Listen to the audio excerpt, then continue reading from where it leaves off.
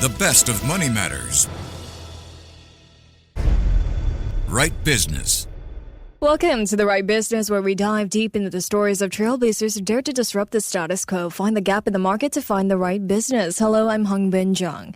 When you think of flights between Asia and Africa, Singapore might not be the first hub that comes to mind. But Ethiopian Airlines is changing that.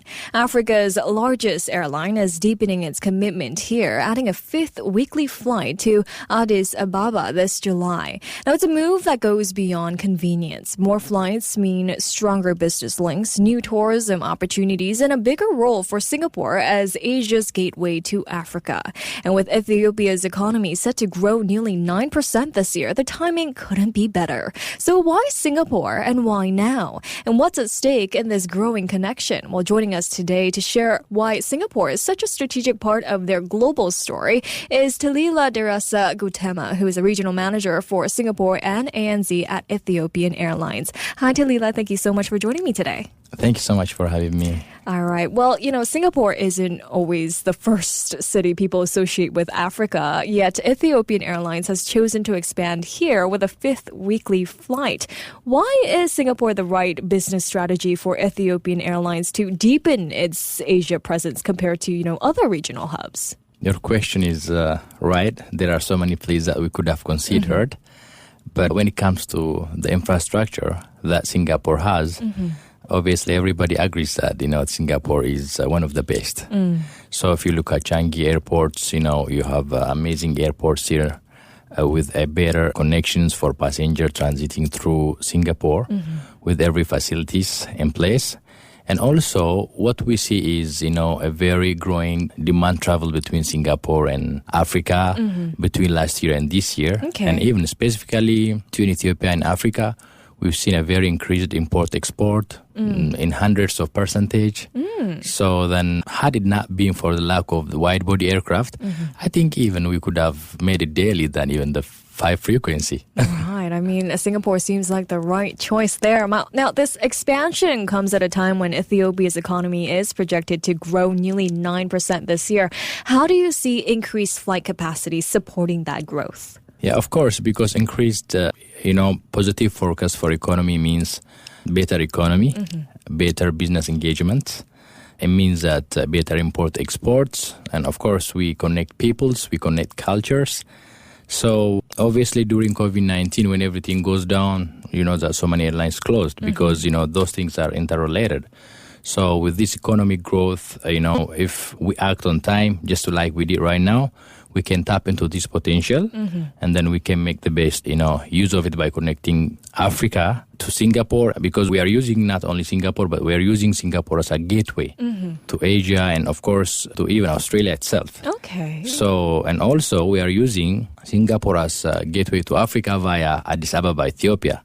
So in both ways, since the economy is booming, people will have more power to travel. They will have more money to spend. And every parameters show that this is the right time to act, and then we did. Sounds like a win-win situation here. Exactly. So what types of businesses or industry sectors stand to benefit most from this enhanced connectivity?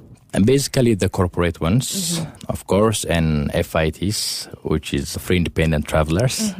Because nowadays, as you know, booking happens right on your phone, and people, especially the young generation, are very keen to discover some new places. In general, I couldn't really specifically say this part or that part would benefit, but I believe starting from corporate all the way down to every travelers, everyone would be beneficiary from this thing. That's right. Yeah. Well, for travelers especially, more flights doesn't just mean convenience. They can also change perception. So do you see Ethiopian Airlines helping Singaporeans kind of think differently about Africa as a destination and business partner? True, because, I know that in Changi, there are more than 100 flights, 100 airlines operating to Changi. Right. But we are the only airlines with the shortest flight time to Africa. Okay. And then the Addis Ababa Bole International Airport is in no way less than those better airports that you see around the globe, with this Cloud9 based lounge, very big one, all the convenience that, it's not because, it is underspoken or not very well shouted about. It's not very well promoted. But if people come and see themselves, they could witness. So of course, when we ask people to travel Ethiopian Airlines, it's not only about air travel. We sell to them experience. Experience. Well, you mentioned there the shortest flight to Africa. So what strategies is Ethiopian Airlines using to shift perception of Africa from being seen as, too far away to being accessible and exciting?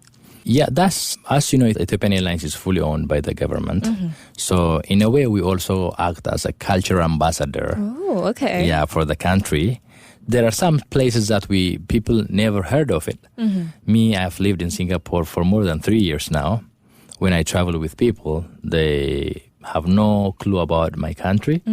The only country they know is South Africa from. You know that there are about 54 sovereign countries in Africa, right? And Ethiopia is one of them. Yeah. But they only know South Africa. Oh, dear. Yeah. So then, of course, that is a concerted effort with our partners in Singapore. This is not something we could do alone, but with the support of, through diplomacy, government to government ties. And of course, we also, as Ethiopian Airlines, wherever we go, we don't only speak about Ethiopian Airlines or about our flight.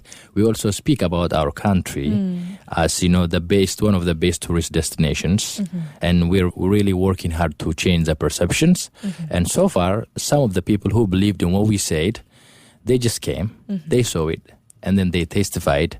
It was more than what we told them. Oh, okay. You sold me there. My next travel destination is going to be to Africa. Well, meanwhile, looks like Ethiopian Airlines is modernizing its fleet, and Ethiopia is building a $6 billion mega airport. Now, Ethiopian Airlines is investing heavily in fleet modernization from the Dreamliner to the upcoming Boeing 777X. At the same time, Ethiopia with its new $6 billion mega airport. So how will the 777X and Dreamliner expansion improve the passenger experience for Asia to Africa travelers? Basically, you know that our current airport, Addis Ababa airport, is a very high altitude.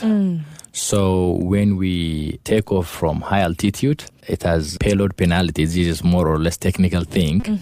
So with those bigger airplanes, it means that we can have a very long range. We have ambition to fly to Australia via Singapore. Our interest is not only to, stop here in Singapore. We know that, Changi has, at this time, 4 airports. And then with its current capacity, Changi can transport about 90 million passengers. Right. So far, from what I read, more than 60 million passengers has transited through Changi. How much is the population of Singapore? You're putting me on the spot maybe 5 to 6 million, if I'm not mistaken. Right. Let me just do a quick check here so that I don't get... It's a 6.037 million as of 2024. Okay, so suppose 66 passengers transit through Changi. It means like 10 times the population of 10 times the population of Singapore. Right. You see? So if Ethiopian Airlines, is able to tap into few percentage of these passengers, we could just make them experience Africa.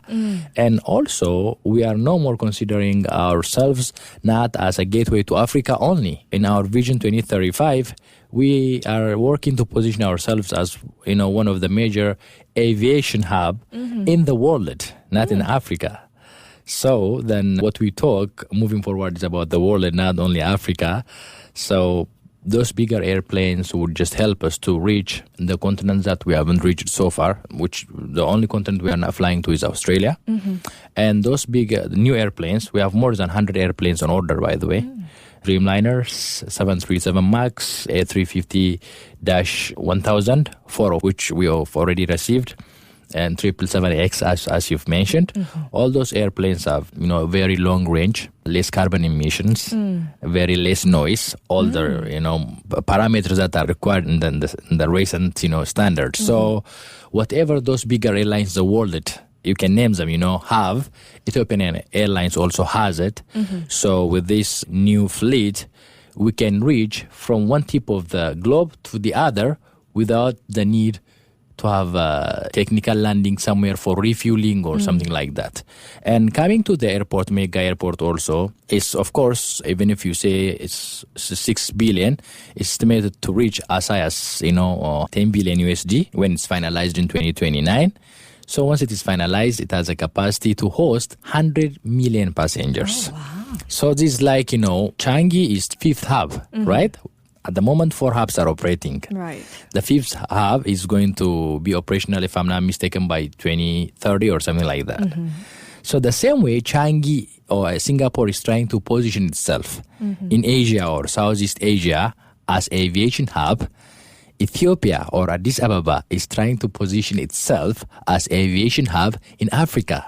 So that is what makes us similar and what makes us alike with Singapore and so much interested in working with this amazing country. Amazing. Well, looking ahead then, what does success in Singapore look like for Ethiopian Airlines?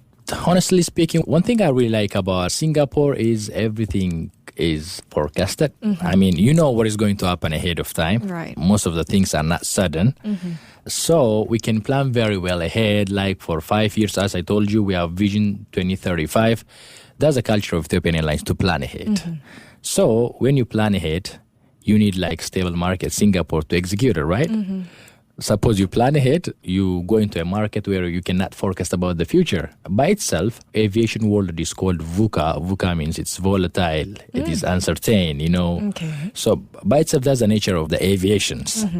So by operating into Singapore, it would minimize, it would buffer those negative things that we might expect ahead. We can foresee them and then seek for a solution before they happen. They would help us to act proactively. And also, not only that, Singapore is consistently showing it is one of the biggest economy in the world, not only in Africa, right? And it's praised for everything it does. So we have lots of things to learn from each other. Definitely. Yeah, culturally, technologically, we have a lot of things to exchange, not only on aviation sector. We also want to, strengthen our tie with Singapore, not only in terms of aviation, but holistically, working with Singapore, we believe as Ethiopians that it's beneficial to us. Amazing. Well, thank you so much, Telila, for joining me today. Thank you so much for having me. Thank you. That was Telila Deressa Gutema, who's a regional manager for Singapore and ANZ at Ethiopian Airlines. This has been The Right Business with me, Hongbin Jeong. To listen to more great interviews, download our podcasts at audio.sg or download the audio app. That's AWEDIO, audio at the App Store and Google Play.